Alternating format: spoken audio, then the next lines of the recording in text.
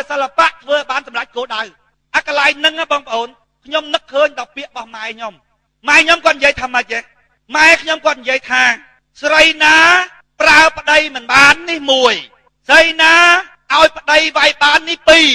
គាត់ថាសត្វតែស្រីអន់ម៉ែខ្ញុំគាត់ថាអញ្ចឹងស្រីណាប្រើប្តីមិនបាននេះមួយស្រីណាឲ្យប្តីវាយបាននេះពីរសត្វតែស្រីអន់និយាយពីឪខ្ញុំបងប្អូនម៉ែអាកាចនោះមហាកាចម្ដាយខ្ញុំប្រពន្ធទី3ប្រពន្ធទី1ស្លាប់ឪខ្ញុំបានកូន2ហើយស្លាប់ទៅប្រពន្ធទី1ហ្នឹងយាយរបស់ពុកខ្ញុំតដឹងឲ្យស្លាប់ទៅម្ដាយក្រោយរបស់គាត់តដឹងប្រពន្ធមួយឲ្យទៀតគាត់ថាប្រពន្ធទី1យាយតដឹងឲ្យប្រពន្ធទី2ម៉ែក្រោយតដឹងឲ្យសិតតែស្អាតហើយនឹងកូនអ្នកមានប្រពន្ធទី2ហ្នឹងឪខ្ញុំលែងចោលហើយលែងហ្នឹងលែងសំរឿងទៀតសំរឿងដើម្បីលែងទឹមការហើយគាត់ប្រាប់ថាបើម៉ែឯងចង់បខំខ្ញុំការឲ្យបានប៉ិនចុងក្រោយខ្ញុំត្រូវតែលែងគាត់និយាយចឹង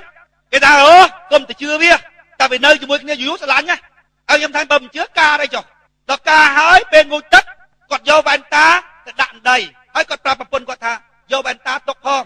ដល់ពេលប្រពន្ធហ្នឹងឡើងទៅស្រឡាញ់ប្តីប្រឡែងគ្នាឪខ្ញុំគាត់ថយទៅធ្វើជន់នៅវ៉ែនតាគាត់ហ្នឹងហ្មងជន់ឲ្យបែកដើម្បីសំរឿងលែងជន់បែករួចហើយស្អែកឡើងអត់មកអីបន្តិចគាត់ថាអូនអើយតែញីវ៉ែវ៉ាន់ទៅលេងម៉ែក្មេកទៅដល់លើកជូនទៅហ្មងថានៅមួយគ្រាមកាត់លើកជូនទៅហ្មងប្រពន្ធគាត់ស្រឡាញ់គាត់ថាយំអូយំហើយប្រពន្ធទាំងពីរហ្នឹងនិយាយពីឪខ្ញុំវាយថាវាយនោះវាយដល់ពេលមកប៉ះម៉ែខ្ញុំស្មាតោគេថាអាក្រក់អូយអាក្រក់ម៉ែខ្ញុំនោះហើយជើងខូចមួយហៀងទៀតដូចប៉ូលីយ៉ូចឹងក្បាក់ចឹងនិយាយពីម៉ែក្រោយរបស់គាត់ណាគាត់និយាយថាម៉េចទេចាំមើលជាហួតហ្នឹងឪខ្ញុំចាំមើលជាហួតវាវាយមីកាហេងហ្នឹងម៉ែខ្ញុំចាំមើលបើប្រពន្ធមុនគេស្អាតចង់ងាប់បើជាហួតវាយយ៉ាងហ្នឹងចាំមើលប៉ាមីកាហេងចាំមើលមីនេះមាត់រឹងម៉ែខ្ញុំគាត់រឹងកាចដែរម៉ែខ្ញុំចាំមើលជាហួតវាយដល់ពេលមកទៅដឹងម៉ែខ្ញុំណាហាងឪគេកាត់កាលចោលទាំងអស់ព្រោះឪអ្នកមានមកទៅដឹងម៉ែខ្ញុំកូនអ្នកក្រឪខ្ញុំថាកាត់កាលក៏គាត់យកដល់ពេលយកមកបងប្អូនហើយថាមិនដែលវាយម៉ែខ្ញុំមកប៉ឹកថាយាយខ្ញុំយាយខាងឪគាត់ឆ្ងល់ថាយីចហួតហើយកាចក៏កាចអប្រពន្ធមុនវាយប្រពន្ធស្អាតទៀតហើយសោះកូនអ្នកមានហើយចុះប៉ះមីក្បាក់នឹងហេតុអីបានមិនដែលវាយសោះម៉ែខ្ញុំគាត់និយាយថាស្រីណាប្រើប្តីមិនបានស្រីណាឲ្យប្តីវាយបានសើតតែស្រីអន់ម៉ែខ្ញុំគាត់និយាយចឹងដល់ពេលយាយខ្ញុំគាត់ក្តៅពេកណាគាត់មកដេកផ្ទះដល់ពេលគាត់ចាក់រុកខាងម៉ែខ្ញុំពេកលេងម៉ែខ្ញុំបញ្ជួងម៉ែបើម៉ែឯងនិយាយធ្វើម៉េចឲ្យប្តីខ្ញុំលែងខ្ញុំបានខ្ញុំជូន 1A កាលនោះគេហៅសពុត 1A ណាអាថ្លៃមួយឲ្យម៉ែឯងលេងស្រាប់តែដល់ពេលកូនគាត់មកគាត់និយាយចាក់រុកឪខ្ញុំចាក់រុកឪខ្ញុំគាត់និយាយតទៅវិញថាម៉ែប្រពន្ធទី1និយាយទៅដឹងឲ្យខ្ញុំអត់ស្រឡាញ់ទេណាប្រពន្ធទី2ម៉ែឯងទៅដឹងឲ្យខ្ញុំក៏អត់ស្រឡាញ់វ៉ែនតាម៉ែទិញនៅហាងតម្លៃប្រមាណក៏ដោយប៉ុន្តែពាក់វាមិនត្រូវភ្នែកវ៉ែនតានេះវ៉ែនតាបេនឡានប៉ុន្តែពាក់វាត្រូវភ្នែកម៉ែបើម៉ែឯងមកឲ្យចំហុងចម្រើនកូនអានឹងចាំម៉ែឯងមកបើមកចាំតែបំបាច់កូនទេម៉ែឯងមិនបាច់មកជន់កន្លែងនឹងទេងាប់ហើយវិចបវិចទៅកណ្ដាលយប់ចង់បានសពុត 1A មួយម៉ែខ្ញុំក៏ចាក់អញ្ចឹងគាត់ថាបើម៉ែឯងនិយាយធ្វើម៉េចឲ្យប្តីខ្ញុំលែងខ្ញុំបាត់ខ្ញុំជូនសពុត 1A ថ្លៃម៉ែឯងមួយ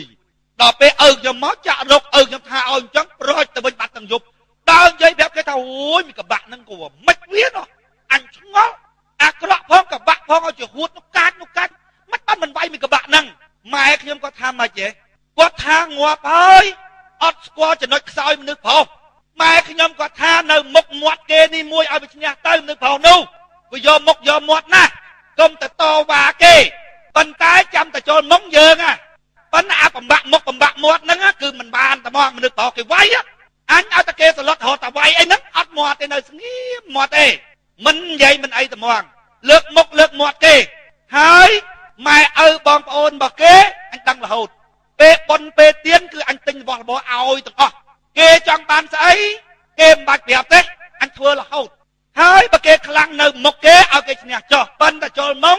គឺដឹងតែពីអញហ្មងនិយាយពីឪខ្ញុំបងប្អូនហើយរស់ស៊ីចាំបងប្អូនម៉ែខ្ញុំ8 9នាក់ទាំងអស់តាំងពីក្រោមរហូតទៅម៉ែខ្ញុំគាត់មេគ្រួសារគាត់ស្រឡាញ់បងប្អូនគាត់ឪខ្ញុំគ្មានបានមរៀលទៅឲ្យខាងគាត់ទេចាំម៉ែខ្ញុំរហូតម៉ែខ្ញុំគាត់ថាម៉េចទេស ស្រីណាប្រើប្តីមិនបានសត្វស្រីអន់ខ្ញុំងាកមករឿងហ្នឹងណាបងប្អូនខ្ញុំថាលោកនាយករដ្ឋមន្ត្រីហ៊ុនសែនណាបងប្អូនគាត់ចង់បានមុខមាត់គាត់ចង់បានមុខមាត់ឲ្យគាត់ទៅប៉ុន្តែធ្វើឲ្យតែយើងងាប់ហ្មងធ្វើឲ្យតែយើងងាប់ហ្មងណាគាត់ងាប់ធ្វើឲ្យយើងឥឡូវដេញយួនយើងកុំចង់បានមុខមាត់ឲ្យគាត់ដេញទៅយកមុខយកមាត់ទៅជាវីរៈបរិបទបណ្ដេញឲ្យយើងធ្វើឲ្យយើងងាប់បងប្អូនហើយមុខមាត់ក៏យកចោះហើយយើងយកតែយួនចេញក្រៅស្រុកហ្នឹងបានហើយអាមុខមាត់វីរៈបរិបទឲ្យគាត់ចោះពួកចំណុចខ្សោយមនុស្សហ្នឹងអញ្ចឹងនយោបាយជាសិល្បៈធ្វើឲ្យបានសម្រេចគោលដៅបើសិនជាបងប្អូនណាចង់ដេញគាត់ត្មងកុំថាគាត់ឈ្នះហើយទៅដេញគាត់ចាញ់ទៅដេញគាត់បានហើយនយោបាយជាសិល្បៈធ្វើឲ្យបានសម្រេចគោលដៅបងប្អូនទោះតែខ្មែរត្រូវគ្នាបានអាចដេញអាបរទេសបានណាបងប្អូនកុំចង់បានមុខមាត់ទុកឲ្យគាត់ចោះពួកយើងដឹងចំណុចខ្សោយរបស់គាត់ចង់បានអានឹងណាបើគាត់ចង់បានអានឹងណាឲ្យគាត់ទៅហើយយើងចាំយកផលពីគាត់ដូចម៉ែខ្ញុំគាត់ថាអើយឲ្យគេឈ្នះទៅកុំរវល់មនុស្សប្រុសប៉ុន្តែចុងកតុយបង្ហើទៅក្រុមគ្រួសារអញអញ្ចឹងគ្រួសារអញមកពូជនោះអីអញតែចង់ឈ្នះអីមនុស្សចុងហ៎ចុងកតុយចាញ់តែអញហ្នឹងនំក៏ចង់ដែរបងប្អូននំក៏ចង់ដែរប៉ុន្តែសំរងស៊ីកឹមសុខាធ្វើមិនបានទេបងប្អូនចង់បានមុខចង់បានមាត់បងប្អូនអ្នកអានឹងតែស្រុកខ្មែរទៅរួចទេបងប្អូននយោបាយស្រុកខ្មែរបងប្អូនកន្លក់ណាបងប្អូនកន្លក់ណាដូចបងប្អូនកបងត្រីក្រាញ់នៅដៃហើយបងប្អូនដើរកាត់ផ្លូវទៅសិតតែភ្លើងសងខាងតែបងប្អូនធ្នមវាមិនស្រួលត្រីក្រាញ់តែប្រះលុកចូលភ្លើងផ្លឹបហ្មងប្រទេសខ្មែរហ្នឹងងាយណាស់បងប្អូនងាយនឹងល្អើចូលទៅក្នុងមាត់ពួកបរទេសណាបងប្អូនចាំពាក្យខ្ញុំតែខ្មែរអត់ត្រូវគ្នាទេបរទេសអហើយតែពេលណាយើងនិយាយអញ្ចឹងគេថាយើងអាយ៉ងហ៊ុនសែនភ្លាមអញ្ចឹងហើយប្រជាពលរដ្ឋនេះអត់យល់ពីបំណងរបស់យើងគិតតែពីជេរយើងបងប្អូនកុំថាគាត់ឈ្នះហើយគាត់មិនចុះចេញពីតំណែងសូម្បីតែគាត់ចាញ់ក៏គាត់អត់ចុះដែរបងប្អូនហើយសំខាន់បំផុតទៅអ្នកដឹកនាំឬក៏អ្នកដោះស្រាយបញ្ហាឬយើងអាចនិយាយថាអ្នកនយោបាយសំខាន់ណាស់បងប្អូនគឺជាក់ស្ដែងនិយមស្រុកគេតែពេលណាចាញ់មេដឹកនាំគេចុះហើយអានឹងស្រុកគេតែជាក់ស្ដែងស្រុកយើងអត់ចុះទេអ្នកនយោបាយឬអ្នកដោះស្រាយបញ្ហាត្រូវទទួលយកភាពជាក់ស្ដែងរបស់ខ្លួនយកមកដោះស្រាយថាស្រុកយើងប៉ះមេដឹកនាំមួយអញ្ចឹងកុំថាគាត់ឈ្នះគាត់មិនចុះគាត់ចាញ់ក៏គាត់មិនចុះដែរតើយើងត្រូវធ្វើនយោបាយយ៉ាងម៉េចជាមួយនឹងខ្លាមួយហ្នឹងដើម្បីនាំជាតិទៅដល់គោលដៅនយោបាយដល់ពេលបងប្អូនវិញអត់ចេះធ្វើនយោបាយអីផងចង់ធ្វើនយោបាយអូជេរយកត្មងទៅកំហឹងទល់កំហល់បងប្អូនអាក្តៅស៊ីរះអត្តចៈស៊ីជ្រៅបងប្អូនបើបងប្អូនអត់យល់បញ្ហានឹងទេណាបងប្អូនដោះស្រាយអត់ចេញស្រុកខ្មែរដោះស្រាយអត់ចេញនៅស្រុកគេវាអត់មានបរទេសលូកដៃហើយគេប៉ះអ្នកដឹកនាំរបស់គេល្អហើយប្រព័ន្ធដឹកនាំរដ្ឋរបស់គេដូនតារបស់គេធ្វើរួចហើយយើងប្រមូលផ្ដុំអំណាចពេញដៃហើយអ្នកដឹកនាំយើងលំបអំណាចហើយអាបរទេសនោះចាំតែនៅពីក្រោយស្ថានភាពរបស់ប្រទេសយើងអញ្ចឹងតើត្រូវធ្វើនយោបាយយ៉ាងម៉េចឲ្យសមស្របជាមួយនឹងស្ថានភាពបច្ចុប្បន្នរបស់យើងនាំជាតិឲ្យទៅដល់គោលដៅគ្មានគ្រោះថ្នាក់បងប្អូនយល់អាកន្លែងហ្នឹងអត់ខ្ញុំចេះឆ្ងល់យល់កន្លែងហ្នឹងអត់អញ្ចឹងបាទខ្ញុំនិយាយថាបើខ្ញុំបាន55កៅអីបាច់55កៅអីបងប្អូនតាម20កៅអីមិនបាច់ទៅហៅយួនមិនបាច់ទៅហៅចិនមិនបាច់ទៅហៅអាមេរិកកាំងមកធ្វើអាញាកដាលឲ្យខ្ញុំទេខ្ញុំនិយាយជាមួយលោកនាយករដ្ឋមន្ត្រីហ៊ុនសែនឲ្យធ្វើឲ្យខ្ញុំងាប់យកទៅមុខមាត់នោះយើងនៅតែពីក្រោយចាំទៅយកផលទៅបងប្អូនត្រូវស្គាល់ចំណុចខ្សោយមួយរបស់មនុស្សដូចឪខ្ញុំអញ្ចឹងម៉ែខ្ញុំថាលេងមុខគេអត់បានហ្មងវាយឲ្យលេងភ្លាមហ្មងឪឯងបានទេមុខមាត់ហ្នឹងមុខគេប៉ុន្តែក្នុងមុខអញអត់ទេបងប្អូនមើលពីខាងក្រៅឃើញថាម៉ែខ្ញុំខ្លាចឪខ្ញុំប៉ុន្តែធៀបពិតបងប្អូនហើយម៉ែខ្ញុំប្រើឪខ្ញុំរហូតឪខ្ញុំបង្ហើតែម៉ែខ្ញុំរហូតដល់យាយខ្ញុំគាត់ឆ្ងល់តែយាយចហួតទៅមិនវាឆ្ងល់បានស្រឡាញ់នឹងកបាក់នឹងខ្លាំងម៉េចម៉ែខ្ញុំតាមស្គាល់ចំណុចខ្សោយឪឯងច្បាស់លោកនាយករដ្ឋមន្ត្រីហ៊ុនសែនក៏ចឹងដែរបងប្អូនបើសិនណាជាយើងអត់ធ្វើនយោបាយតាមផ្លូវនឹងទេបងប្អូនកុំសង្ឃឹមឲ្យសោះថាបានសេចក្តីសុខ